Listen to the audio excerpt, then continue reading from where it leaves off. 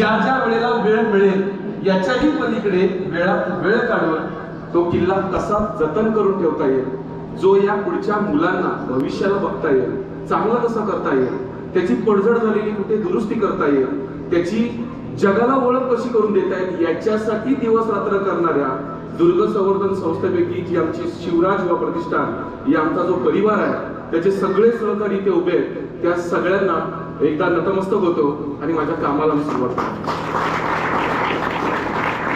One म्हणजे जंगल. आपण ज्या परिसरामध्ये राहतो ह्या सगळेजण हे सह्याद्रीची कडा आहे. सह्याद्री म्हणजे समुद्रापासून साधारण 40 ते 50-60 किलोमीटरचा हा जो परिसर आहे, या परिसरामध्ये जो सह्याद्री डोंगर रांग दरी खोऱ्यातून जे आपल्याला पाहायला मिळतं जंगलांचं, हे एक असं साम्राज्य आहे की ज्या साम्राज्याच्या निसर्गाचा फायदा छत्रपती शिवाजी महाराजांनी पहिल्यांदा ओळखला. की आपलं जर सगळ्यात पहिली जर कुठली ढाल असेल तर ती ढाल हे जंगल होतं, आणि या जंगलाच्या सुरक्षेने पहिल्यांदा जर कुठले किल्ले या महाराष्ट्राच्या मातीत घडवले असतील त्याचा प्रकार म्हणजे वनदुर्ग, जंगलांमधला किल्ला म्हणून वनदुर्ग असं म्हटलं जातं. म्हणजे याची सुरक्षा बघा, इथे तुम्हाला लढावं लागत नाही. मग याची सुरक्षा कशी होते की आजही तुम्ही हा जो किल्ला आहे वासोटा, हा एक एक्झाम्पल आहे, म्हणजे एक तुम्हाला पर्याय उदाहरण दिलं की या जंगलामध्ये ज्यावेळेला शत्रू जातो त्याला किल्ल्यापर्यंत पोहोचायच्या आधीच त्याचा मृत्यू होतो. याचं कारण काय बघा, घनदाट जंगल, या जंगलामध्ये असणारी अस्वल, वाघ, लांडगी अशा वेगवेगळ्या प्रकारची श्वापद असतात, जी जनावर असतात, ती या जंगलांमध्ये कोणी जर गेलं तर त्याच्यावरती हल्ला करत होतं. आणि त्या हल्ल्यामुळेच या जंगलामध्ये शत्रू येताना 100 वेळा विचार करत होता. आणि अशा जंगलांमध्ये सुद्धा आपल्या पूर्वजांनी एक दगड रचून एक भले मोठे गडदुर्ग घडवले. केवढा मोठा अभिमान लक्षात ठेवा आपल्यासाठी. आणि अशा प्रकारचा हा वनदुर्ग किल्ला, म्हणजे मी मगाशी सांगितलं की एवढे म्हणजे ज्याचं नाव जरी आपण ऐकलं एखाद्या वाघाचं, तो जर वाघ या जंगलात फिरत असला तरी सुद्धा त्या वाघाच्या डरकाळीपेक्षाही जास्त भला मोठा कंठात आवाज काढून या मराठ्यांच्या आवाजाने दुमदुमणारा हा सह्याद्री तुमचा आमचा मित्र घडला, आणि त्याचा फायदा छत्रपती शिवाजी महाराजांनी घेतला. आणि असे हे किल्ल्यांचे 4 प्रकार आहेत. आणि या किल्ल्यांचा ज्यावेळेला आपण प्रकार विचार करतो त्यावेळेला सगळ्यात महत्वाचे आहे ते म्हणजे गडावरच्या वास्तू. आता गडावर नेमकं काय असतं हे तुम्हाला मी इथे जरी किती दाखवलं तरी कधीतरी वेळ काढा. आपली सगळी दुर्ग प्रेमी दुर्गांवरती या जे गड किल्ले तुम्हाला जे दिसत आहेत ना, याचा प्रत्येक दगड वाचवण्यासाठी दिवस रात्र जीवाचं रान करणारी पिढी समोर बसते.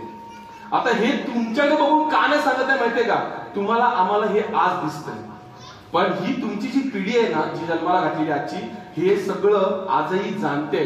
फक्त त्यांना संधी दिली पाहिजे या ठिकाणी येण्याची. तुम्ही आम्ही रिसॉर्टवर फिरायला जाऊ, पिकनिकसाठी बीचवरती जाऊ, पण कधीतरी तुमच्या मुलांना हातात धरा, कधीतरी तुम्ही तरुण मुलांनी आपल्या आईबाबाला हातात धरा आणि या गड किल्ल्यांवरती घेऊन या, आणि या रायगडावरती किंवा द्रोणागिरीवरती नेमकं काय आहे हे दाखवा. किल्ला म्हणजे नेमकं काय असतं, याच्या प्रत्येक दगडाचं काय महत्व हे तुम्हाला आम्हाला कळलं पाहिजे. आणि याच्यासाठी गडांवर जाणं खूप गरजेचं आहे. कधीतरी सगळेजण एकत्र रायगडावर या, म्हणजे किल्ला म्हणजे काय, आणि ज्या माणसांनी संपूर्ण आयुष्य आपल्यासाठी घालवलं त्या छत्रपती शिवाजी महाराजांनी त्यांच्या आयुष्यात काय केलं हे डोळ्यासमोर तुम्हाला पाहायला मिळेल या चित्रापेक्षा स्पष्ट. आणि मी खरंच याच्यासाठी माफी मागते शब्दासाठी. शब्द जरी चुकीचा असला तरी मायबापांनो, जीवात जीव जोपर्यंत आहे ना तुमच्या पायात ताकद, एकदा तरी रायगडाची पायरी चढा. एकदा तरी तुमच्या आमच्यासाठी जीवाचं रान केलं छत्रपती शिवाजी महाराजांनी आपल्या पूर्वजांनी. स्वतःचा श्वास कधीही सुखाची झोप घेतली नसेल, लक्षात ठेवा, कधीही सुखाची झोप घेतली नसेल. आज तुम्ही आम्ही आनंदाने फिरतो, 6 दिवस काम करतो आणि रविवारी आपण फिरायला जातो. तसं त्यांचं आयुष्य नव्हतं. त्यांनी तुमच्या आमच्यासाठी जीवाचं रान केलं होतं. शेवटला ज्यावेळेला महाराजांनी श्वास रायगडावर ठेवला ना, तेव्हा सुद्धा त्यांना काळजी तुमची आमची होती. त्याने सांगितलं प्रत्येक पुढच्या पिढीला की आम्ही चाललो, पण हे सगळं जपणं तुमची जबाबदारी आहे. हे सांगत असताना सुद्धा आई जगदंबेचं नाव तोंडावर महाराजांचं होतं. जगदंब जगदंब करत छत्रपती शिवाजी महाराजांनी आपला श्वास रायगडावर ठेवला. तुम्हाला कळलं पाहिजे की आज तुम्ही आम्ही कशामुळे जिवंत आहेत. म्हणून हात जोडून माफी मागितली की तुमच्या जीवात जोपर्यंत हा जीव आहे ना, एकदा तरी त्या रायगडावरून छत्रपती शिवाजी महाराजांच्या समाधी समोर नतमस्तक व्हावं, हे भाग्य तुम्हाला मिळावं म्हणून साठी धडपड होती. आणि असा या किल्ल्यांमधला भाग आहे, लक्षात ठेवा. हा किल्ल्याचा एक प्रकार आहे. किल्ल्यांमध्ये असणाऱ्या ज्या वास्तू आहेत ना, त्या वास्तूची थोडी माहिती, थोडी ओळख तुम्हाला करून देतो. थोडीशी ओळख करून देतो. आणि याचं महत्व जरी आज सांगितलं तरी प्रत्यक्ष कधी ना कधीतरी नक्कीच दाखवायची वेळ मिळेल आणि मी दाखवायचा प्रयत्न करतो. द्रोणागिरी किल्ल्यावर जर तुम्ही कधी गेला किंवा कुठल्याही गड किल्ल्यावर गेला किंवा तुमचं स्वतःचं घर जरी आज पाहिलं तर माणूस पहिल्यांदा घर बांधत असताना विचार काय करतो माहितीये का? घराचा दरवाजा मजबूत असला पाहिजे. उद्या मी कुठेही फिरायला गेलो तर चोराने तो दरवाजा फोडता कामा नये, त्याच्या कडी कुलप तोडता कामा नये, त्याला ते तुटता कामा नये, अशा प्रकारचा दरवाजा असला पाहिजे. म्हणून माणूस काय करतो माहितीये का? एक दरवाजा न करता 2 दरवाजे बनवतो, 2 दरवाजे न करता 3रा पण दरवाजा बनवतो. असे वेगवेगळे प्रकार आज आपल्याला पाहायला मिळतात. आतमध्ये लाकडी दरवाजा, बाहेर लोखंडी दरवाजा. का? तुमच्या घराची सुरक्षा. मग विचार करा, शेकडो वर्षापूर्वी ज्यावेळेला हे गड किल्ले घडवले त्यावेळेला आपल्या पूर्वजांनी ही संकल्पना पहिली डोळ्यासमोर ठेवली की गड कितीही मोठा असला, कितीही मोठा, तरी त्याची सुरुवात जी असते ही पहिल्या या दरवाजापासून होते. शत्रू जर हा दरवाजा तोडून जर आतमध्ये गेला तर तुम्ही आम्ही केलेली हजारो हातांची मेहनत, हजारो हातांच्या रक्ताच्या घामाचं सगळं कष्ट या दरवाजातून आत गेल्यावर नष्ट होईल. म्हणून पहिल्यांदा जर काही सुरक्षा केली असेल तर तो होता दरवाजा. प्रत्येक गडाला एक दरवाजा असतो जो सगळ्यात मजबूत आणि भक्कम सुरक्षा आजही करताना आपल्याला पाहायला मिळतो. जेव्हा तुम्ही रायगडावर याल तेव्हा ही जशी वास्तू तुम्हाला दिसते अशीच्या असतील ही वास्तू सुद्धा आपल्याला पाहायला मिळते. याच्यामध्ये बऱ्याच गोष्टी आहेत, या मी तर सांगत नाही बसत, पण कधीतरी प्रत्यक्ष दाखवेल की याला हे जे खिळे आहेत ते काय आहे, दरवाजा असाच का असतो, हे सगळं नंतर कधीतरी सांगेल. पण प्रत्यक्ष एवढं लक्षात ठेवा की कुठल्याही गड किल्ल्यांना सगळ्यात पहिली कुठली वास्तू असेल तर तो दरवाजा असतो. पण या पाठीमागे ज्या वेळेला आपण महाराजांचा विचार करतो त्यावेळेला एक गोष्ट लक्षात ठेवा की 50 वर्षाचं आयुष्य छत्रपती शिवाजी महाराजांनी त्यांच्या आयुष्यात जगलं आणि 38 वर्षाचा काळ त्यांनी स्वराज्य स्थापनेसाठी, स्वराज्य घडवण्यासाठी घालवलं. त्यांच्या 50 वर्षाच्या आयुष्यातल्या 38 वर्षात नेमकं काय केलं हे जर विचार केला ना तर आपल्याला वाटेल की आपण आज त्यांच्यासाठी काहीच करत नाही आणि कितीही केलं तरी त्यांच्या या गडांच्या फक्त धुळीचा कण सुद्धा आपण घडू शकत नाही. एवढं मोठं स्वराज्य त्यांनी घडवून ठेवलं आणि याचा पहिला पुरावा त्यांनी या महाराजांनी 350 वर्षानंतर ज्यावेळेला राजगडावरून 25 वर्ष राज्य केलं या महाराष्ट्राच्या भूमीमध्ये, या हिंदुस्थानामध्ये, तरी सुद्धा अधिकृत राजधानी ज्याला अधिकार भेटला त्या रायगड किल्ल्यावरती ज्यावेळेला राजधानी उभी केली, घडवली, त्या राजधानीवरती त्यांनी एक विचार आणला होता, एक संकल्पना की 12व्या शतकामध्ये देवगिरीचं जे राज्य होतं हे अल्लाउद्दीन खिलजीनी नष्ट केलं. हे नष्ट करण्याच्या पाठीमागे एकमेव कारण होतं ज्याचा अभ्यास त्यांनी पुरेपूर केला होता की देवगिरीला 7 तटबंदी असताना सुद्धा त्या किल्ल्याला जाण्यासाठी एकच दरवाजा होता, त्याला बाहेर पडण्यासाठी दुसरा दरवाजा नव्हता.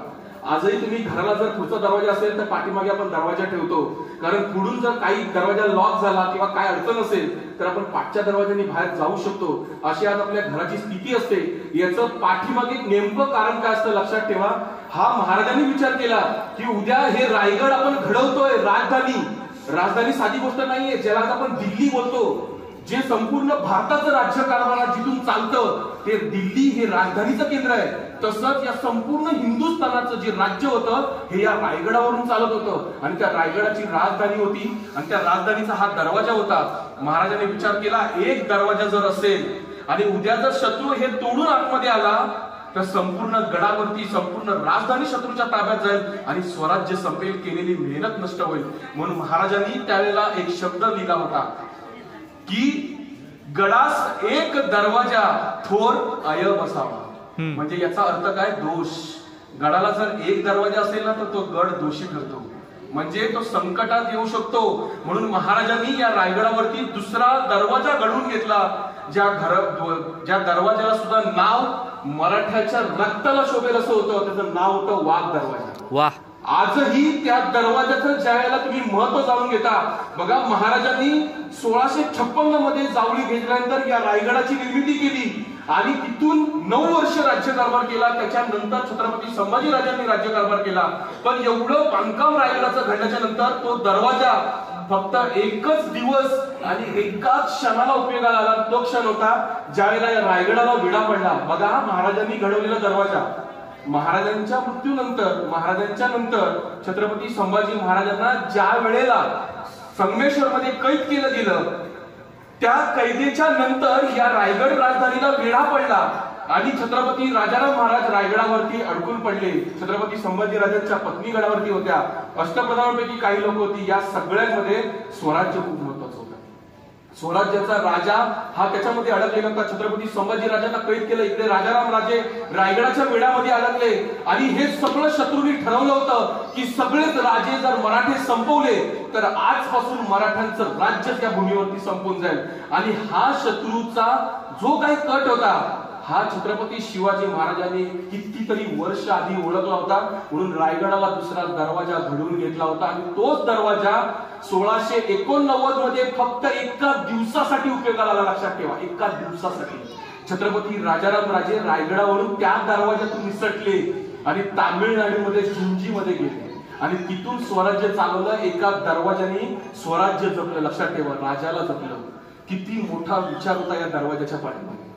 हे दिसायला फक्त वास्तू आहे. तुमचं आमचं घर हा फक्त दरवाजा नाहीये, त्याच्या पाठीमागे वास्तुशास्त्र असतं. लक्षात ठेवा, एक उपयोग असतो त्याचा. हे खेळणं नाहीये कडी, त्याच्या पाठीमागे एक इतिहास आहे. त्या वास्तूचा काहीतरी वापर असतो. आणि अशी सांगणारा ही वास्तू जी डोळ्यासमोर आहे, महादरवाजा याला बोलतात. हे प्रत्येक गडाला आपल्याला पाहायला मिळतं. आपल्या द्रोणागिरीला सुद्धा जर कधी गेलात तर आजही गडाचं प्रवेशद्वार आपल्याकडे आहे. फक्तच काळाच्या ओघामुळे आपणच दुर्लक्ष केल्यामुळे आज त्या गडाला दरवाजा शिल्लक नाहीये. पण याचे दगड आज द्रोणागिरीचे पडत आले आणि ते जतन करणं, ते पडणार नाही याची काळजी घेणं तुमची आमची जबाबदारी. लक्षात ठेवा. आणि अशा प्रकारचा ज्यावेळेला आपण विचार करतो, आता गड किल्ल्यांच्या बाबतीमध्ये सगळ्यात महत्वाची गोष्ट आहे, काही लोकांना सवय असते, मी आपल्याच इकडचे व्हिडिओ पाहिले द्रोणागिरीचे, की ज्यावेळेला द्रोणागिरी किल्ल्यावर काही लोक जातात ना फोटो रील्स किंवा कधीतरी असं पिकनिक करायला, तेव्हा त्या गडाच्या भिंतीवरून फिरतात सगळे, तटबंदीवरून. मी बघितलेत व्हिडिओ, तुम्ही नाही जरी म्हटलात तरी मी पाहिलेले आहे. गडाची जी तटबंदी आहे, जी भिंत आहे, तुम्ही वर गेल्याच्या नंतर जेव्हा ती तुम्हाला चौतारा दिसतो, तुम्ही त्याच्यावरून फिरता. पण तुम्हाला माहिती आहे ती वास्तू काय आहे, त्याचं काय महत्व आहे? ज्या वास्तूवरती आपण फिरतो की नाही कडेवरती, त्याला फांजी असं म्हणतात. त्याचं महत्व आहे, संपूर्ण किल्ला म्हणजे एक झाड आहे. समजा एक संपूर्ण काय आहे, झाड आहे. आणि त्या झाडावरती तुम्हाला वेगवेगळ्या फांदीवर जर जायचं असेल ना, वेगवेगळ्या टोकापर्यंत, तर तुम्हाला त्या फांदीवरून प्रवास करावा लागतो. त्या टोकाकडे जाण्यासाठी, ते फळ काढण्यासाठी. तुम्हाला जर इकडचं फळ काढायचं, तुम्ही या फांदीवर जाता का?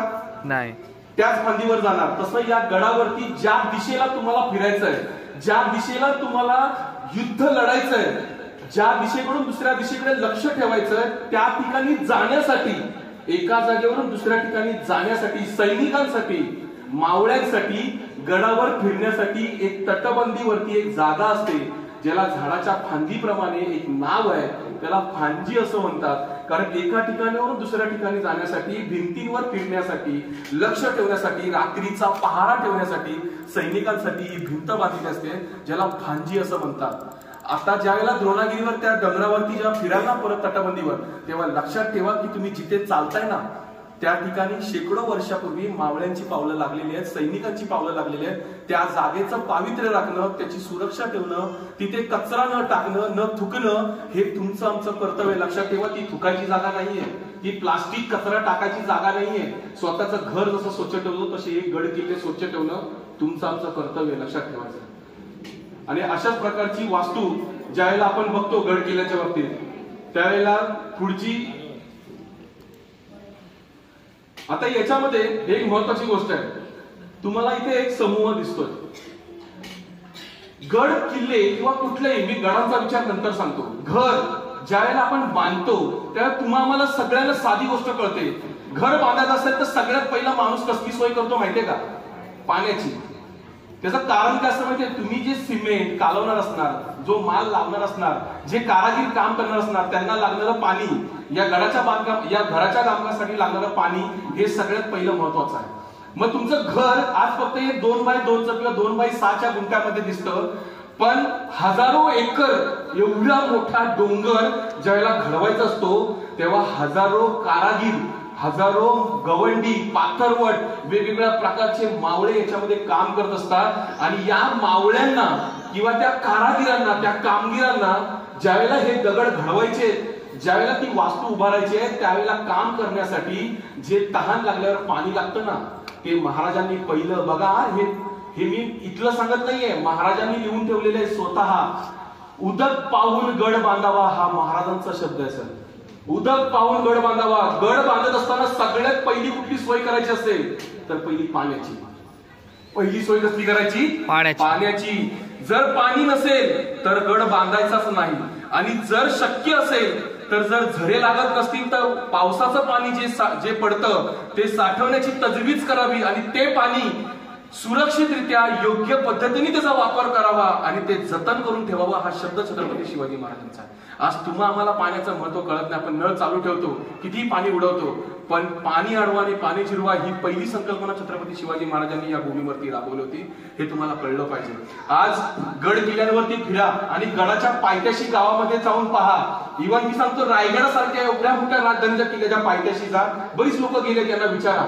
गडावरती आजही पाणी आहे. राज्याभिषेक सोहळ्याला लाखो लोक गडावर असतात, त्यांना पाणी पुरतं गडावरचं, पण गडाच्या पायथ्याशी टँकरनी पाणी पुरवठा होतो. याच्या पाठीमागे विचार करा की हजारो फुटावरती पाणी आहे, पण त्याच्या खाली असणाऱ्या गावांमध्ये पाणी नाहीये.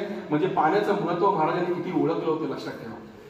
म्हणजे ज्यावेळेला आपण विचार करतो की महाराजांनी नुसते गड किल्ले घडवले, नुसते हातात तलवार घेऊन लढवलं, एक लक्षात ठेवा, महाराजांनी सगळ्याच लढाया हातात तलवार घेऊन नाही लढल्या. काही गोष्टी बुद्धीने लढल्या, युक्तीने लढल्या. प्रत्येक वेळेला तलवारीचाच घाव करावा हे महत्वाचं नसतं. कधी कधी तुमच्या मुलांना मारण्यापेक्षा बाजूला घेऊन जर समजवलं, त्याला जर ते समजण्यासारखं जर तुम्ही त्याला जर समोर बाजूला घेऊन जर सांगू शकलात तर त्याच्यामध्ये बदल होऊ शकतो. प्रत्येक वेळेला थोबाडीत मारावी हेच गरजेचं नसतं. हाच सांगणारा आपला इतिहास आहे लक्षात ठेवा. आणि हेच करत असताना नंतर महाराजांनी जी घोडदौड चालू केली, ज्या लढाया चालू केल्या या भूमीमध्ये, तुमचं आमचं राज्य जे जे गेलं होतं, जे जे शत्रूच्या ताब्यात होतं, ते सगळं आपल्या स्वतःच्या ताब्यामध्ये आणलं. आणि हे सगळं घडवत असताना इतिहासात नोंद आहे की या भूमीवरती आई जिजाऊने आणि छत्रपती शिवाजी महाराजांनी सोन्याचा नांगर फिरवला. सोन्याचा नांगर फिरवला. आज तुम्ही आम्ही सोनं देवावर चढवतो, पण तोच सोन्याचा नांगर या भूमीवरती चढवला. कारण तो जो नांगर होता हा तुमच्या आमच्या हातातून शत्रूंनी काढून घेतला होता. तुमच्या आमच्या घरातली बैलाची जोडं स्वतःच्या घरामध्ये बांधून ठेवली होती, आपली गुरं ढोरं स्वतःच्या अंगणामध्ये बांधली होती, आणि तुम्ही आम्ही फक्त हात रिकामे करून त्या ठिकाणी बसलो होतो. ही परिस्थिती छत्रपती शिवाजी महाराजांनी घडवली. तुमच्या आमच्या हातामध्ये सोन्याचा नांगर दिला आणि तो शेतात फिरवला आणि त्यांनी दाखवून दिलं की आजपासून या जमिनीवरती शेतकऱ्याचं बळीचं राज्य तयार झालंय. जो कोणी या शेतकऱ्याच्या बळीच्या राज्याच्या समोर येईल त्याच्यावरती असाच सोन्याचा नांगर फिरवून त्याच्या छाताडात घुसून या भूमीत जसं हे पैरण करतोय, जशी आपण शेती करतोय, असा चिरफाड करू हे सांगणारं ते चित्र होतं त्या दिवशी. आणि असंच घडवत घडवत हजारो वर्षाचा काळ जो गेला, जो भोगला, तो हळूहळू नष्ट झाला आणि स्वराज्य, स्वतःच राज्य, आपलं राज्य हे तयार झालं. आणि हे सगळं घडवत असताना शेकडो किल्ले या महाराष्ट्राच्या मातीमध्ये झाले. आणि वेगवेगळ्या किल्ल्यांची नावं तुम्हाला काय सांगू. जसं आज आपण अभिमानाने मोठ्या मोठ्या कलाकारांची नावं सांगतो, मोठ्या मोठ्या विद्वानांची नावं सांगतो, त्या विद्वानांपेक्षा सुद्धा कितीतरी विद्वत्ता असलेले, कितीतरी सुंदरता असलेले गड किल्ले महाराष्ट्रात आहेत. आणि यापैकी असा एक किल्ला डोळ्यासमोर आहे, विजयदुर्ग किल्ला, ज्याच्या नावातच विजय आहे लक्षात ठेवा. याच्या ठिकाणी एक शास्त्र आहे, तुम्हाला सांगितलं तर याचं खूप वेगळंच बसू येईल की महाराजांनी या किल्ल्याला जपण्यासाठी हा किल्ला तर घडवला, पण या किल्ल्यापर्यंत शत्रू कधी येऊ नये म्हणून काय केलं माहितीये का, या समुद्रामध्ये दगड टाकून भिंत तयार केली होती. काय केली होती सर? भिंत तयार. आजही त्याचे अवशेष आहेत. आता काही वर्षापूर्वी सह्याद्री ट्रेकर्स हा जो वेगवेगळ्या प्रकारचे भुयारी मार्ग किंवा अति जंगल किंवा अति असे जे म्हणजे जास्त भयानक किंवा जशा प्रकार जास्त त्रासदायक अशा ज्या वास्तू असतात अशा ठिकाणी शोध करणारी एक टीम आपल्या महाराष्ट्रामध्ये आहे, जे वेगवेगळ्या प्रकारच्या वास्तू आपल्याला दाखवायचं काम करतं. ज्या ट्रेकर्स लोकांनी रत्नेश्वरी सह्याद्री ट्रेकर्स या ग्रुपनी या पाण्यामध्ये आतमध्ये स्कुबा डायव्हिंग करून याच्या आतमध्ये जाऊन त्या गोष्टीचा शोध घेतला. तेव्हा कळलं की ब्रिटिशांची जहाजं, शत्रूची जहाजं ज्यावेळेला या पाण्यापर्यंत यायची ना तेव्हा ती फुटून जायची ती. पण त्यांना कळेना की किल्ला तर इथे आहे, समुद्र तर इथपर्यंत खोल आहे, पण इथपर्यंत आल्यानंतर जहाज का फुटतायत याचं कारण होतं बघा, महाराजांनी काय विचार केला होता. या किल्ल्यावरती जर इथपर्यंत बोट आली आणि त्या बोटीतून जर एखादा तोफ गोळा जर किल्ल्यावर पडला तर या किल्ल्याचं नुकसान होऊ शकतं. बघा हा विचार कसा आहे. या किल्ल्यावर जर बोटीतला तोफगोळा जर पडला तर याचं नुकसान होऊ शकतं. म्हणून इथून बोटीतून तोफगोळा जो टाकणार याचं जे अंतर आहे, अंतर त्याच्यामधला जो स्पेस आहे हा जास्तीत जास्त लांब राहावा म्हणून या खोलगट समुद्राच्या पलीकडे समुद्रामध्ये दगडी टाकून टाकून एक वेगळी भिंत तयार केली, जेणेकरून आलेली जहाजं जी जास्त मोठी आणि वजनाची असल्यामुळे त्या भिंतीला जाऊन घासत होती आणि ती पुढे येऊ शकली नाही आणि त्यांचा तोफगोळा या किल्ल्यापर्यंत येऊ शकला नाही. म्हणून असे मोठे मोठे किल्ले सुरक्षित राहिले. ही महाराजांची नीती होती. किल्ले बांधणं साधी गोष्ट नाहीये. एखादं स्वराज्य उभं करणं ही साधी गोष्ट नाहीये. आज तुम्हाला आम्हाला वाटतं की आम्ही हिंदू मध्ये आहोत, आम्ही हिंदू राज्य, आम्ही मराठी आहोत, पण आपला मराठीपणा, आपला हिंदूपणा जपण्यासाठी या प्रत्येक दगडांनी आपल्या प्रत्येक पूर्वजांनी जीवाचं रान केलंय आणि याची निशाणी म्हणजे हे गड किल्ले. पुढे आता इथे बघा, हे एक चित्र आहे बघा. आता हे हसण्यासारखं आहे. तुम्हाला वाटेल की काय म्हणजे याच्यामध्ये काय बघण्यासारखं, विशेष काय. ही गडाची तटबंदी आहे, पण या तटबंदीमध्ये एकदम सिंपल लॉजिक आहे. याच्यामध्ये कुठल्याही प्रकारचा चुना वापरलेला नाहीये, कुठल्याही प्रकारचं शिसा वापरलेलं नाहीये. फक्त दगडावर दगड रचलेले आहेत आणि एक वेगळी तटबंदी, एक भिंत उभारली. कारण त्यांना माहिती आहे समुद्रात असणारा किल्ला जर उद्ध्वस्त झाला तर किती नुकसान होऊ शकतं. म्हणून जास्त पैसा छोट्या मोठ्या किल्ल्यांच्या सुरक्षेत न घालता महत्वाच्या किल्ल्यांमध्ये जास्त बांधणीमध्ये खर्च करून त्यांनी स्वतःची सुरक्षा निर्माण केली. आणि या ठिकाणी सुरक्षा काय केले बघा, की एखादा शत्रू डायरेक्ट तटबंदीकडे येऊच नये म्हणून किल्ल्याच्या बाजूला दगडी टाकून टाकून एक जमीन तयार केली. दगडी टाकून टाकून काय केलं, आज तुम्ही मुंबईला जर कधी गेला गेटवे ऑफ इंडिया साईडला किंवा नरिमन पॉइंट साईडला, तर ज्यावेळेला जिथे कपल्स लोक बसतात ना त्यांच्या पायाखाली बघा 4 तोंडाचे दगड टाकलेले असतात. पाहिलेच सगळ्यांनी, 4 तोंडाचे दगड असतात असे त्रिकोणी. आपल्याकडे पण आहे. कुठला बीच आहे तो गणेश? करंजा बेटावरती जर तुम्ही गेला तर तिथे बघा आपण जे बसतो त्याच्या पुढच्या भागामध्ये सगळे दगड टाकलेले आहेत. पाहिले सगळ्यांनी?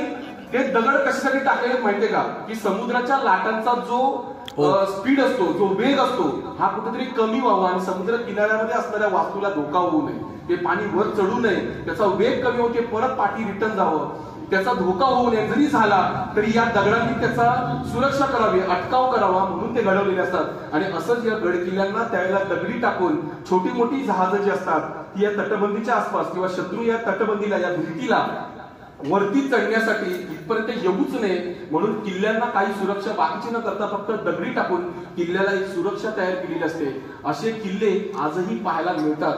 कधी वेळ भेटला तर मुरुड जंजिरा बघाच, पण त्याच्या डोळ्यासमोर असणारे 2 बलदंड पद्मदुर्ग आणि कुठलं सर दुसरा साम्राज्यगड, हे 2 किल्ले नक्की पहा. की मराठ्यांनी या समुद्रामध्ये, अरबी समुद्राच्या लाटांचा नुसता वेग पाहिलात ना तर लक्षात येईल हे घडवत असताना काय रक्त सांडलं असेल, किती घाम गाळला असेल. आणि असे किल्ले आजही महाराष्ट्रामध्ये आहेत. आणि हे सगळं पाहत असताना बघा डोळ्यासमोर, सर कोणता किल्ला आहे सर? उद्धव ठाकरेंनी केलेलं एक चांगलं काम आहे हा फोटो. हो, हा जो फोटो आहे बघा, याच्यामध्ये सांगण्यापाठीमध्ये कुठले राजकारणाचा भाग नाहीये आणि राजकारण करण्यासाठी आम्ही छत्रपती शिवाजी महाराजांचे सेवकही नाही. हा जो फोटो आहे हा पहिल्यांदा, मी पण स्वतः मला तेवढं चांगलं माहिती आहे की गड किल्ले हे आकाशातून पाहण्याचं पहिलं भाग्य आपल्याला माननीय उद्धवजी ठाकरे यांच्यामुळे मिळालेलं आहे. आणि हे त्यांनी हेलिकॉप्टर मधून काढलेलं चित्र आहे. हा किल्ला, याचं एक वैशिष्ट्य लक्षात ठेवा, याचं नाव थोड्या वेळ सांगतो. मी बऱ्याच वेळेला सांगतो की जंजिरा किल्ला खूप लोकांनी पाहिलाय. आपल्यापासून काही अंतरावर बरेच लोक जाऊन समुद्रातला किल्ला पाहायचा म्हटला की मुरुड जंजिरा नक्कीच जातात. अभिमानाने बघावा, किल्ला येतो, शेवटी इतिहास आहे. पण एक लक्षात ठेवा, तो किल्ला आपल्याला जिंकता नाही आला, आपल्याला तो मिळू नाही शकला. हा विचार छत्रपती शिवाजी महाराजांनी आपल्याकडे ठेवलेला होता. पण एकाच गोष्टीवरती अडून न राहता त्याच्याही 10 पटीने मोठा किल्ला बांधावा ही तयारी त्यांनी ठेवली होती. आणि तेच त्यांनी केलं. मुरुड जंजिरापेक्षा 10 पटीने मोठा असा या महाराष्ट्राच्या भूमीमध्ये, या भल्या मोठ्या अरबी समुद्रात, या कुर्टे बेटावरती एक मोठा जलदुर्ग उभारला, ज्याच्या 4 बाजूनी पाणी असणारा किल्ला म्हणजे हा मालवणचा सिंधुदुर्ग किल्ला. या सिंधू सागरामध्ये हा सिंधुदुर्ग किल्ला उभारला. आता ज्या ठिकाणी ही तुम्हाला जी दिसते याला तटबंदी आहे आता तुम्ही एक विचार करा, जे गाडी चालवतात त्यांना लगेच कळेल, ज्यांना नाही कळत तरी सुद्धा मी समजावून सांगतो. ही जी तटबंदी आहे ना, तटबंदी, हिला तटबंदी म्हणतात. भिंत ही जी दिसते ही 3 किलोमीटरची आहे. अरे बाप, 3 किलोमीटरची तटबंदी आहे. 3 किलोमीटर अंतर किती असतं माहितीये का? 3000 मीटर. एवढी नुसतं याच्यावर तुम्ही फिरलात ना तर 3 किलोमीटर तुम्हाला चालावं लागतं नुसतं भिंतीवरून. म्हणजे या गडाचा परिसर केवढा असेल लक्षात ठेवा. एवढा बलदंड किल्ला बांधलेला, आजही जशा तसा आहे तसा एकही दगड आजही सरकलेला नाहीये. याचं कारण आहे, या किल्ल्यामध्ये महाराजांनी काय वापर केला माहितीये का? या कुर्टे बेटावरती, या खडकावरती शिस ओतलेला आहे. या किती टन सर? टनचा विषयच नाहीये, पण असं इतिहासात एक नोंद आहे की जवळजवळ 800 टन. आणि महत्वाचं काय, महाराजांच्या हाताचे ते सांगते. तर याच्यामध्ये शिस जे असतं, आज मच्छीमार आपल्याकडे बरेच आहे तिकडे समुद्रकिनारे राहणारे, तुम्ही जे ते जाळ्याला लावतात की ना शिस, माहिती सगळ्यांना, असं शेकडो टन शिस वितळवून पहिल्यांदा दगडावर टाकले खाली जमिनीवर.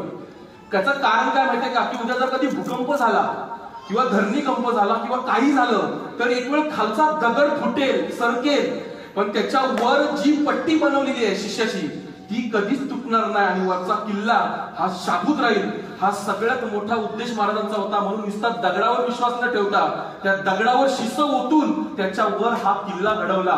आणि आपल्यासाठी अभिमानाची गोष्ट आहे की ज्याला या किल्ल्याचा, मगाशी कोणतरी सांगितलं की महाराज सत्यनारायणची पूजा करत नव्हते, पण एक लक्षात ठेवा, कुठल्याही शुभ कार्याची सुरुवात ही केली जात होती शुभाशिवाय. चांगलं घडण्याच्या पाठीमागे सगळ्यात मोठा इतिहास जर कुठला असेल तर पहिलं असतं त्या दगडाची, त्या कुठल्याही वास्तूची पायाभरणी करणं. आणि हे 350 वर्षापूर्वी या हिंदवी स्वराज्यात घडलं की हे इतिहासात लिखित आहे की छत्रपती शिवाजी महाराज या रायगडाचा पहिला दगड ठेवण्यासाठी, याची पूजा करण्यासाठी, पाया भरण्यासाठी उपस्थित होते. आणि आजही ज्या वेळेला त्यांनी पायाभरणी करायसाठी ज्यावेळेला ते आले होते त्यावेळेला महाराजांच्या हाताचे आणि पायाचे ठसे हे चुन्याच्या कळकीवरती घेतलेले आजही जसे तसे या सिंधुदुर्ग किल्ल्यामध्ये राजाराम महाराजांनी बांधलेल्या राजराजेश्वर मंदिरामध्ये आपल्याला पाहायला मिळतात. छत्रपती शिवाजी महाराजांच्या हाताचे आणि पायाचे ठसे हे तुमच्या आमच्याला बघणं किंवा त्याला स्पर्श करणं हे भाग्य असावं. म्हणून कधीतरी या किल्ल्याला जाऊन भेट द्या. काय काय गोष्टी आपल्या बाहेर आहेत हे तुम्हाला मला कळलं पाहिजे. आणि असा हा अभेद्य किल्ला हे या ठिकाणी पाहायला मिळतो. समुद्र चारी बाजूनी खारा समुद्र आहे, तरी सुद्धा पाण्यामध्ये असणाऱ्या ज्या विहिरी आहेत या गोड्या पाण्याच्या आहेत. लक्षात ठेवा. विचार करा किती मोठं जलशास्त्र आहे, कसे पाण्याचे झरे शोधून काढले. आणि या सगळ्यांचा विचार ज्यावेळेला आपण करतो तेव्हा गड किल्ले काय आहेत, महाराजांनी काय केले हे डोळ्यासमोर दिसतं. आणि अशा प्रकारे बघा, हे आता जी दिसते ही तटबंदी आहे, भिंत, हे बुरुज आहे. बुरुज म्हणजे काय की ज्यावेळेला एखाद्या शत्रूवर तुम्हाला मारा करायचा आहे, सिंपल भाषेमध्ये बाल्कनी. आज तुम्ही घरामध्ये जिथे राहता खिडकीतून तुम्हाला जर बघायचं तर फक्त समोरचं दिसतं, तुम्हाला याच्या इकडचं डावीकडचं उजवीकडे बघायचं असेल तर तुम्हाला मान आखडी करायला लागते, बरोबर की नाही? पण तेच जर बाल्कनी असेल तर बाहेर बाल्कनी तुम्ही सहज जाऊन या साईडला बघू शकता की नाही व्यवस्थितपणे. हाच उद्देश याच्या पाठीमागे आहे की भिंतीवरून तुम्ही फक्त समोर मारा करू शकता, समोर शत्रूला मारू शकता, पण दोन बाजूला जर भिंतवरती जर माणूस चढला, वरती येण्याचा प्रयत्न केला, त्याला मारणार कसं? म्हणून भिंत सोडून भिंतीच्या बाहेर बाल्कनी सारखं एक बुरुज, वेगवेगळ्या प्रकारचे बुरुज असतात. याला बुरुज असं म्हटलं जातं. याला प्रकार असतात, चौकोनी, आयताकृती, जसे असतील ज्या प्रकारे क्षेत्र असेल तसे बुरुज असतात बांधकामाचे. अशा प्रकारचा हा बुरुज. आता याच्यावरती तोफा ठेवलेल्या असतात आणि इथून समुद्रामध्ये शत्रूवर मारा केला जातो. इथे आता काही वस्तू आहेत जे तुम्हाला इथे दाखवत नाही तरी पण सांगतो. या जंग्या आहेत, हे ज्या छोट्या छोट्या लाईनी आहेत याला जंग्या म्हटलं जातं. आजही किल्ल्याला, कुठल्याही किल्ल्याला गेला तर ही लाईन पाहायला मिळते. याच्यामध्ये एकच असतं की ज्याला धनुष्यबाण असेल किंवा बंदूक असेल याचा मारा आतल्या बाजूने सैनिक हे समोरच्यावरती करण्यासाठी एक छोटीशी जागा केलेली असते, ज्याच्यामुळे तुम्ही जर मारलं तर त्याला लागत नाही, पण त्यांनी मारलेली गोळी किंवा बाण हा सहजपणे आपल्याला लागतो. असं मारा करण्यासाठी हे बुरुजात घडवलेलं असतं. याला जंग्या असं म्हणतात, छोट्या छोट्या. याचे बरेच उपयोग असतात. आता हे मगाशी मी तुम्हाला जे बोललो किती जणांनी पाहिलं नसेल, पण खरंच जाऊन पाहावं, कारण ऐतिहासिक वास्तू आहे, अभिमानाने पाहावी आणि पण त्याचा खरा सुद्धा इतिहास जाणून घ्यावा. नुसतंच किल्ले पाहिले. आज बऱ्याच ठिकाणी गेलं की आपण फक्त गाईड लोक काय सांगतात तेवढंच ऐकून घरात येतो. आणि आताची पिढी अशी आहे की मोबाईल, व्हॉट्सअप, इंस्टाग्राम आणि टीव्हीवरती फक्त पिक्चर बघून आपल्याला इतिहास वाटतो. हा खरा इतिहास आहे. असं नाहीये. हा फक्त तुम्हाला एक प्रोत्साहन देण्यासाठी, प्रेरणा देण्यासाठी एक इतिहास असतो. तो सत्य इतिहास नसतो, लक्षात ठेवा. फक्त एक समजण्यासाठी आहे.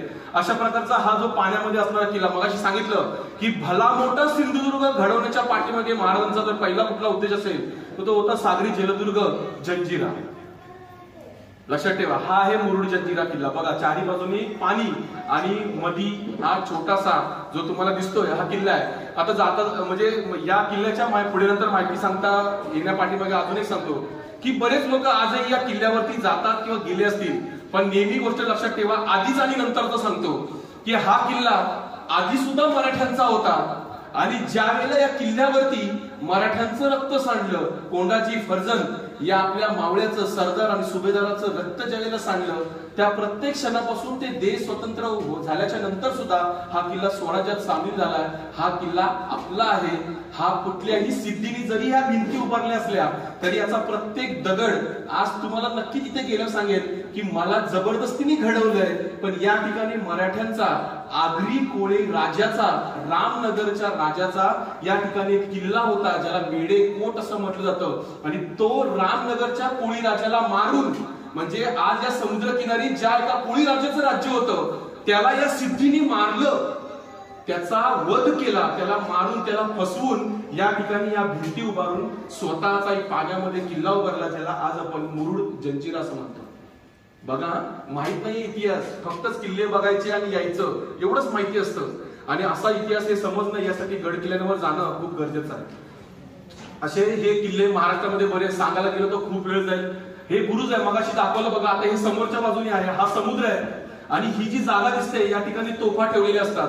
समोरून जर शत्रू आला तर डायरेक्ट तोफेचा मारा डायरेक्ट समोर होतो या ठिकाणी. बरं, ही आता या ठिकाणी जागा आहे, इथे जागा आहे, या ठिकाणी आहे. मग इथे असणारी तोफ ज्याला शत्रू इथे असेल तर इथं मारा करू शकतो, किंवा तीच तोफ, त्याला चाकं असतात, गाडा असतो, ती तोफ पुन्हा दुसऱ्या बाजूला बाहेर काढून या ठिकाणी आणून इथे मारा करू शकतो. अशी वेगवेगळ्या प्रकारची पद्धत या ठिकाणी केलेली आपल्याला पाहायला मिळते. आणि मगाची ही भांजी जी दिसते तुम्ही समोर तटबंदीची,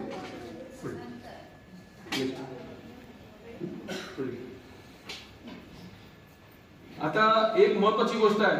काही दिवसापूर्वी, काही महिना सव्वा महिना झाला असेल, जसं मगाशी सरांनी सांगितलं की जवळजवळ 21 ते 22 संस्था, लक्षात ठेवा, हे द्रोणागिरीनी या मातीने अनुभवलेलं एक सुवर्ण इंद्रधनुष्य होतं. त्या दिवशी इंद्रधनुष्याला सुद्धा कळलं की आपले 7 रंग कमी पडले या द्रोणागिरी समोर.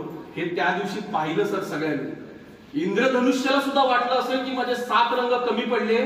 21 संस्था या ठिकाणी एकत्र आल्या होत्या एका ऐतिहासिक तोफेला त्याच्या आयुष्यातली जागा, त्याची ऐतिहासिक जागा मिळवून देण्यासाठी शेकडो लोकांनी आपल्या त्या दिवशी जीवाचं रान करून ही तोफ, याला तोफ असं म्हटलं जातं. आणि द्रोणागिरीवर आपल्याला जी तोफ शोध कार्यात जी मिळाली होती ती तोफ वरती नेण्यासाठी कितीतरी मावळ्यांनी, कितीतरी संस्थांनी आपला हातभार लावला. आणि ही 2-2.5 टनाची तोफ गडावरती, जी शक्यच नव्हतं, मगाशी सरांनी सांगितलं, शक्यच नव्हतं.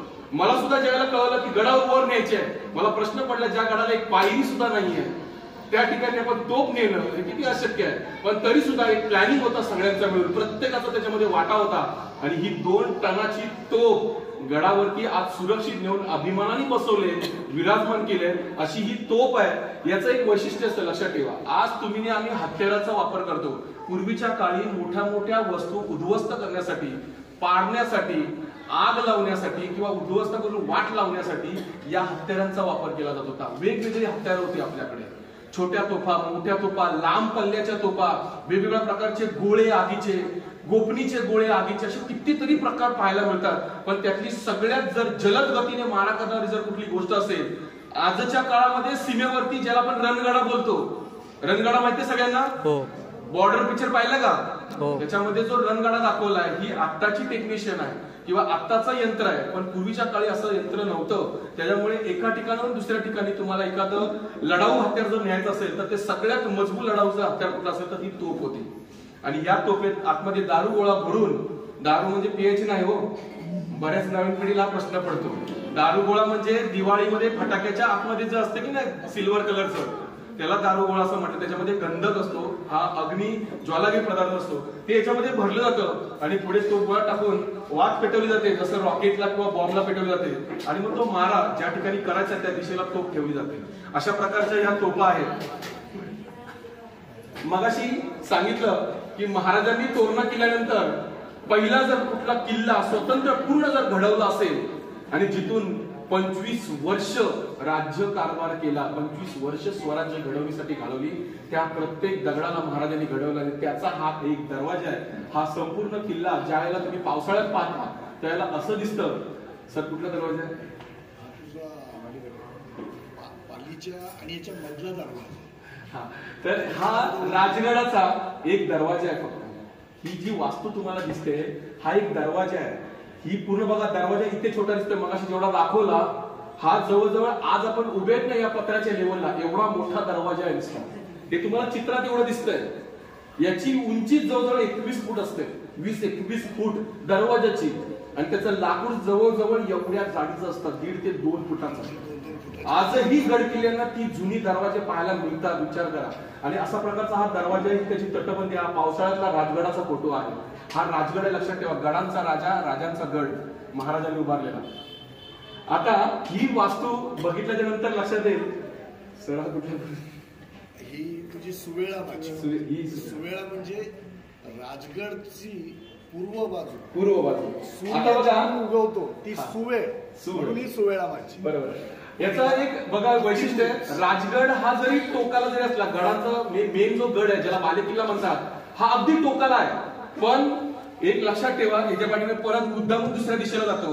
द्रोणागिरी फिरताना फक्त त्या 4 भिंती किंवा मध्ये असणारा गिरिजाघर बघून किल्ला समजू नका. या डोंगरावरती जे 4 डोंगर पुढे अजून तुम्हाला दिसतात ना जंगलामध्ये, त्याच्यामध्ये अजून शेकडो वर्षापूर्वीच्या वास्तू आहेत, ज्याला गड म्हणतात. ते या डोंगरामध्ये, त्या जंगलामध्ये लपलेलं आहे. आणि त्यातले कितीतरी वाडे, कितीतरी पाणवठे, कितीतरी वेगवेगळ्या प्रकारच्या गुफा या शिवराज युवा प्रतिष्ठानच्या सहकार्याने आजपर्यंत शोधून काढल्या आहेत. हे लक्षात ठेवा. अशा कितीतरी वास्तू गडांवरती असतात. आणि राजगडाचा जसा दरवाजा पाहिला तशी ही नुसती एक माची आहे. सरांनी शब्द सांगितला सुवेळा माची, म्हणजे काय बोलतो तुम्ही? सूर्य ज्या बाजूला उगवतो त्या दिशेला असणार. आणि याच्याही पलीकडे जाऊन सांगतो की सुंदर, योग्य आणि चांगल्या वेळेला ज्याचं बांधकाम सुरुवात केलंय, अशी सुंदर वेळ ज्या ठिकाणी पहिला दगड चिराळला, अशी माची. माची म्हणजे एक प्रकारची दरी, एक प्रकारची छोटी कडा जी डोंगराला असते, त्याला पूर्ण तटबंदी करून घडवलं जातं. एक स्वतंत्र किल्ला घडवला जातो. अशा प्रकारची माची आहे. आता एक वैशिष्ट्य बघा, इथे तुम्ही यांचे फोटो जर कधी पाहिला, याला 2-2 तटबंदी आहेत बघा, 2-2, 3-3 तटबंदी आहेत. चिलकती, याला चिलकत बघा. आता मी तुमच्या समोर मगापासून मला बरेच जण विचारतात तुम्हाला थंडी लागते का. आता एक गोष्ट लक्षात ठेवा, मी आतमध्ये टी शर्ट तर घातलाय, पण मला थंडी लागते म्हणून माझ्या सुरक्षेसाठी मी काय केलंय, अजून एक छोटा कब्जासारखा स्वेटर घातलाय. याच्यापेक्षा जास्त थंडी लागली तर मी अजून एक स्वेटर घालेन, बरोबर की नाही. तसंच महाराजांनी विचार केला की राजगड ज्याला घडवलाय पहिल्यांदा, बांधकाम शास्त्र आहे बघा, हे साधी सुधी गोष्ट नाहीये, ही खेळणं नाहीये. लक्षात ठेवा. वाटते तुम्हाला हे विचार आपल्या समोर हजारो वर्षापूर्वीचे छत्रपती शिवाजी महाराजांनी डोळ्यासमोर ठेवले. हे तुम्ही आणि घ्यायचंय. आज जे मोठे मोठे बिल्डर, मोठे मोठे बांधकाम करणारे अधिकारी आहेत ना, यांनी या गडकिल्ल्यांवर जाऊन महाराजांचा या बांधकाम शास्त्राचा अभ्यास केला पाहिजे. कारण याच्या पाठीमागे खूप मोठं शास्त्र आहे. उद्या जर शत्रूंनी एखादी भिंत जर पाडली, तो गोळा पाडून, तर दुसरी आतमध्ये भिंत सुरक्षित असावी. सैनिक जो शत्रू आहे तो आतमध्ये येऊच नये म्हणून पहिली तटबंदी जरी पडली तरी दुसरी तटबंदी शिल्लक राहू शकते. दुसरी जरी फोडली तरी तिसरी शिल्लक राहू शकते. सैनिक लढू शकतो शेवटपर्यंत. म्हणून एका पाठी एक अशा तटबंदी घडवलेल्या आहेत. खेळणं नाहीये. एक तटबंदी असून जर सुरक्षा करायची असेल तर 25 वर्षाचा राज्यकारभार तिथून चालवला नसता. असा हा राजगड किल्ला आहे बघा. याच्या या बुरुजांच्या पायऱ्या कधीतरी जाऊन पहा, तिथे जा त्या गड किल्ल्यांवरती. त्याचं जे काय बघा, मगाशी जो दरवाजा दाखवला हा रायगडाचा दरवाजा आहे. आता हा पुढे मी प्रत्यक्ष तुम्हाला इथे सांगते, म्हणजे जाऊन आले त्यांना विचारा, या जमिनीपासून ते या पत्र्यापर्यंत त्याची हाईट आहे.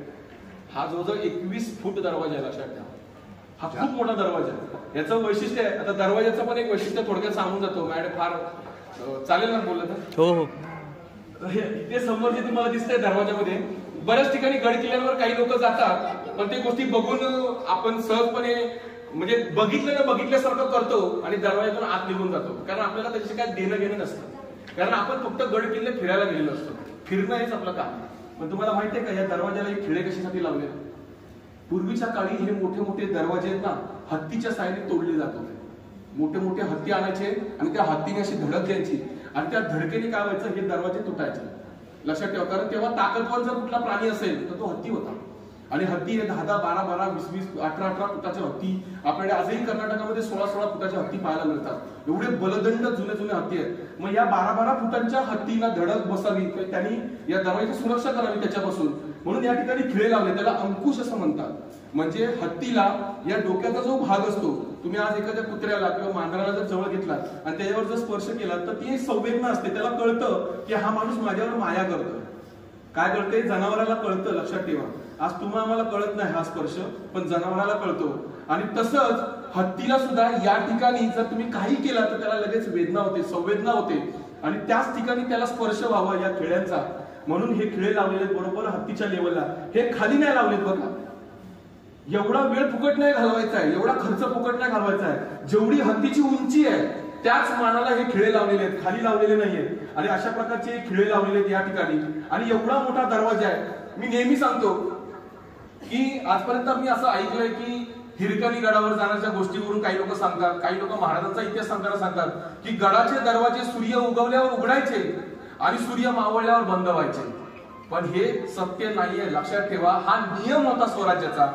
पण जो गडाचा दरवाजा असतो हा कधीही उघडला जात नाही. लक्षात ठेवा, कधीही उघडला जात नाही.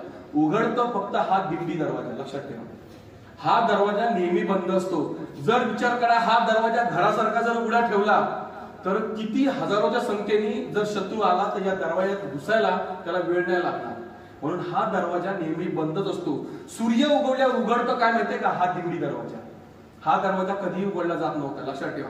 हे जसं मगाशी कोकिळ आणि कोकिळ सांगितलं ना, हा फरक डोक्यातून काढून टाका. गडाचे दरवाजे सूर्य उघडल्या उघडतात आणि मावळल्यावर बंद होतात ही संकल्पना काढून टाका. दरवाजा कधीही उघडत नसतो. फक्त महाराजाच किंवा मोठी एखादी व्यक्ती आली, त्याची जर पालखी असेल तर त्या पालखीसाठी दरवाजा पूर्ण सुरक्षा करून मगच तो खोलला जातो. पालखी आतमध्ये घेतली की परत दरवाजा बंद. ज्याला आतमध्ये यायचं आणि जायचंय तो याच्यातूनच जात होता.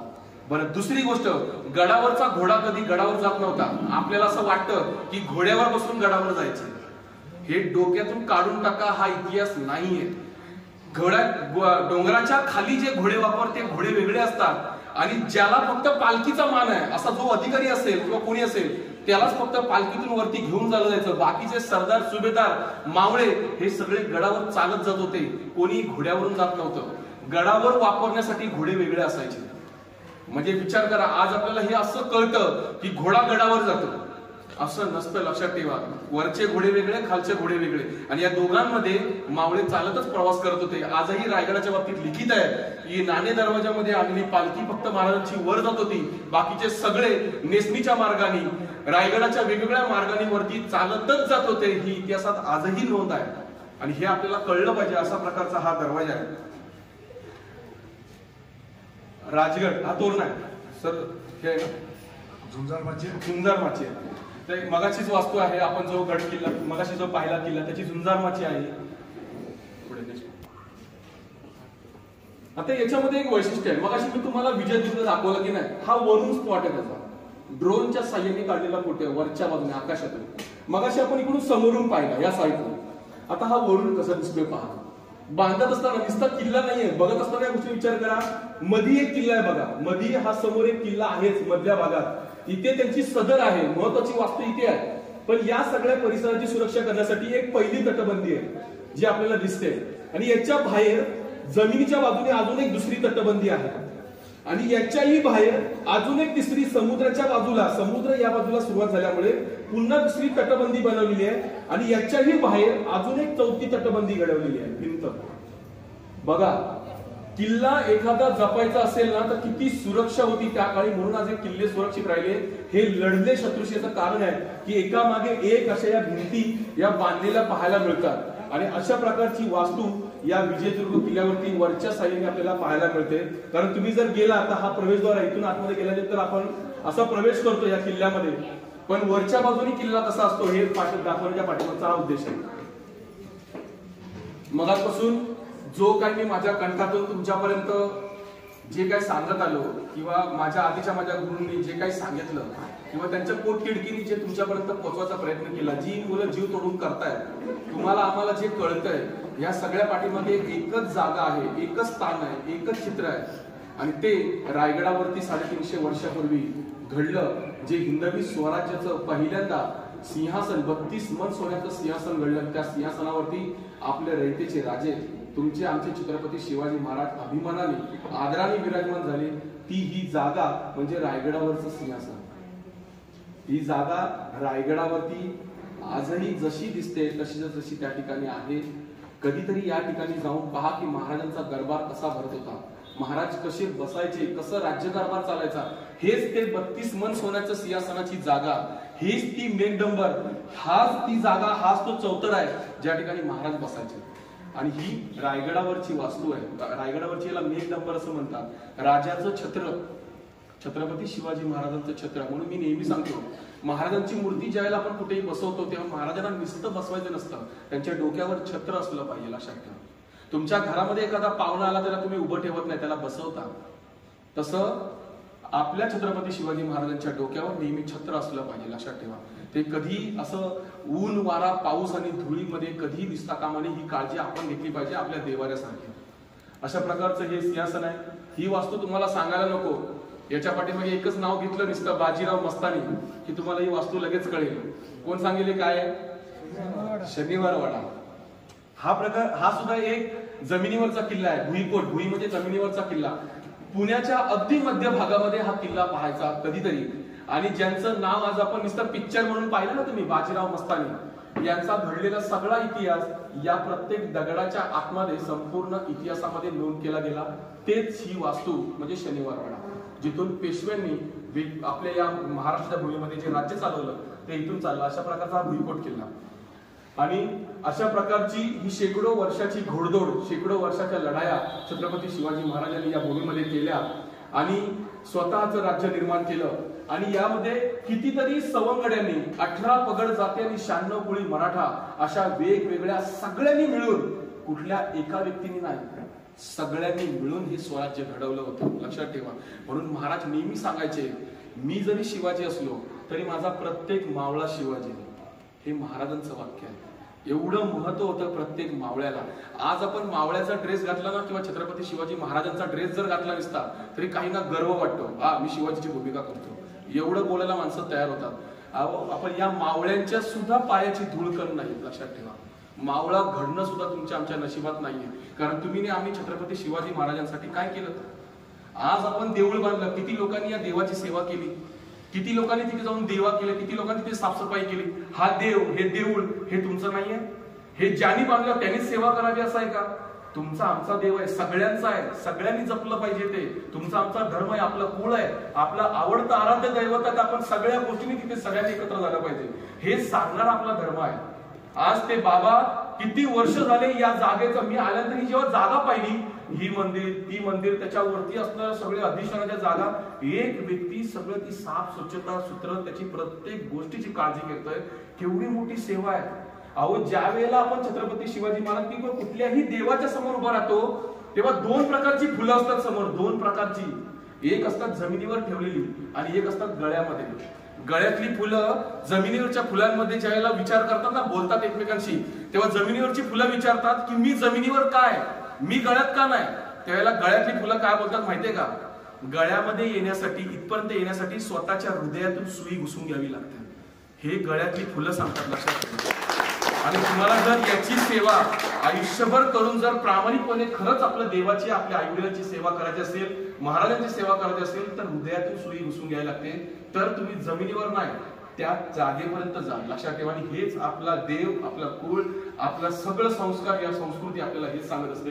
आणि हेच सांगणारे आपले जे स्वराज्यातले सगळे ऐतिहासिक पैलू आहेत किंवा जे ऐतिहासिक घटना आपल्याला हेच शिकवत असतात. फार जास्त काय बोलत नाही. आता हा जो सोहळा आहे, हा राजाभिषेक सोहळा आहे रायगडावरचा. छत्रपती शिवाजी महाराजांची मिरवणूक आहे. राजाभिषेक सोहळा काय असतो कधीतरी रायगडावर येऊन बघा. रायगडावर पाय ठेवायला सुद्धा जागा नसते. एवढा मोठा सोहळा आजही होतो. आणि 350 वर्षापूर्वी महाराज या रायगडावरती त्यांचा राज्याभिषेक झाला. तो हा एक क्षण आहे. तुम्ही समोर पाहू शकता की कितीतरी सैनिक, मावळे, गावागावातली रयत, शेतकरी सगळे आनंदाने होते, कारण त्यांना माहिती होतं आजपासून आपलं राज्य तयार झालंय. कोणीतरी अशी व्यक्ती एकत्र आले, सगळे मिळून 18 पगड जाती एकत्र झाल्यात. प्रत्येक माणसाच्या कलेला, प्रत्येक माणसाच्या जमातीला, प्रत्येक माणसाच्या असणाऱ्या प्रत्येक गुणधर्माला किंमत झाली होती. ज्यांनी दगड कोरलाय त्या दगड कोरणाऱ्या माणसाला सुद्धा किंमत आली. ज्यांनी हत्यानं घडवली त्या सुद्धा माणसाला किंमत आली. असं नव्हतं की आज मी नेहमी सांगतो, रायगडाच्या दरवाज्यात उभं राहून तुम्हाला संगमरवर मध्ये चकचकणारा ताजमहल हे जर प्रेमाचं प्रतीक वाटत असेल, तर या काळा दगडात घडवलेलं हे जे स्वराज्य आहे, हे गडकिल्ले, हे शौर्याचं प्रतीक आहे, लक्षात ठेवा. आणि हे तुम्ही आम्ही जपलं पाहिजे. आणि ह्या सगळ्या गोष्टीचं हे चित्र आहे की छत्रपती शिवाजी महाराजांनी रायगडावरती जेव्हा जेव्हा प्रत्येक गोष्टी गडकिल्ल्यांवरती घडवल्या आहेत, असे हे गडकिल्ले आहेत. आता यांचं थोडक्यात एक पटकन झलक घेऊया आणि मग या गोष्टीची सांगता करूया. या सगळ्या गोष्टीमध्ये ही जागा सगळ्यांनी डोळ्यामध्ये, नजरेमध्ये भरून ठेवा. काही लोकांना एक सवय असते की एखादी गोष्ट बघितली की कधीच विसरत नाही. ही जागा सुद्धा लक्षात ठेवा. हे जे तुम्हाला दिसतंय ना, हे फक्त दगड नाहीये. ज्या राजांनी तुमच्या आमच्यासाठी आहे ना जीवाचं दान केलं, त्यांनी शेवटचा श्वास ज्या रायगडावर ठेवला, त्या ठिकाणी छत्रपती शिवाजी महाराजांची ही समाधी बांधली गेली. ही महाराजांची समाधी, लक्षात ठेवा. जीवाचं रान केलं प्रत्येक मावळ्यांनी आपल्या पूर्वजांनी, आणि त्या जागेचा शेवटचा श्वास प्रत्येक अंश अंश या दगडामध्ये आजही. कधीतरी जा, कधीतरी आयुष्यात जीवात जीव असेपर्यंत एकदा तरी या ठिकाणी नतमस्तक व्हा. तुमच्या आयुष्याचं सार्थक झाल्याशिवाय राहणार नाही, लक्षात ठेवा. अशी जागा आहे, महाराजांची समाधी आहे ही रायगडावरची. हा रायगडावरचा नगारखाना आहे, तुम्हाला दिसतंय समोर जे दिसतंय महाराजांचं सिंहासन. मगाशी जे दाखवलं मोठ्या याच्यामध्ये ज्या ठिकाणी महाराज बसायचे ते सिंहासन आहे, त्याचं हे प्रवेशद्वार आहे. बघा, प्रवेशद्वाराची वास्तू बघितल्यानंतर लक्षात येईल की प्रत्यक्ष तुम्ही रायगडावर जा आणि या वास्तूला पहा, मग तुमच्या लक्षात येईल की हे केवढं मोठं आहे. मी तुम्हाला सांगितलं दरवाजा एवढा आहे, दरवाजाच्या 2 पट मोठा. म्हणजे आज बिल्डिंगचे जे लोड बेरिंगची 3 माळ्याची बिल्डिंग असते ना, या बिल्डिंग एवढा निसता हा दरवाजा, हा गेट आहे. बरोबर आहे सर? एका बिल्डिंग एवढी निसती ही वास्तू आहे, एकच. महाराजांच्या सदरेचा हा दरवाजा आहे, याला नगारखाना म्हणतात. ज्यावेळेला महाराज यायचे तेव्हा या ठिकाणी नगारा, ढोल, ताशे आणि वेगवेगळ्या प्रकारचे सनया वाजवल्या जायच्या. जसं आपण पिक्चर मध्ये बघतो की सनया तुताऱ्या वाजायच्या आणि महाराज यायचे, सेम तसंच या ठिकाणी घडायचं. अशा प्रकारची ही वास्तू आहे जी रायगडावर आहे. कधीतरी नंतर जाऊन पहा. हे शिलालेख आहे, याच्याबद्दल मी जास्त काही बोलणार नाही, कारण बोलून बोलून खूप ठिकाणी पोहोचले आता ते शब्द. आम्ही पाहिले, सांगतो आम्ही पाहिले, एक शिलालेख, आम्ही तुम्हाला पाहिले, एक्सप्लेन करतो. हा रायगडावरचा एक शिलालेख आहे. शिलालेख म्हणजे काय बघा, शिळा म्हणजे दगड आणि लेख म्हणजे 350 वर्षापूर्वी की काही वर्षापूर्वी. प्रत्येक गोष्टी काय कागदावर लिहिलेल्या जतन होतीलच असं नाही. म्हणून काही गोष्टी अशा असतात ज्या वेगवेगळ्या प्रकारे लेखणी केल्या जातात. तसं पूर्वी काही काळ काही गोष्टी टिकवण्यासाठी किंवा काही गोष्टीचं महत्व सांगण्यासाठी दगडांवरती शब्द लिहिले जायचे आणि त्या शब्दांचाच हा एक प्रकारचा लेख आहे, ज्याला शिलालेख. शिला म्हणजे दगड आणि लेख म्हणजे शब्द.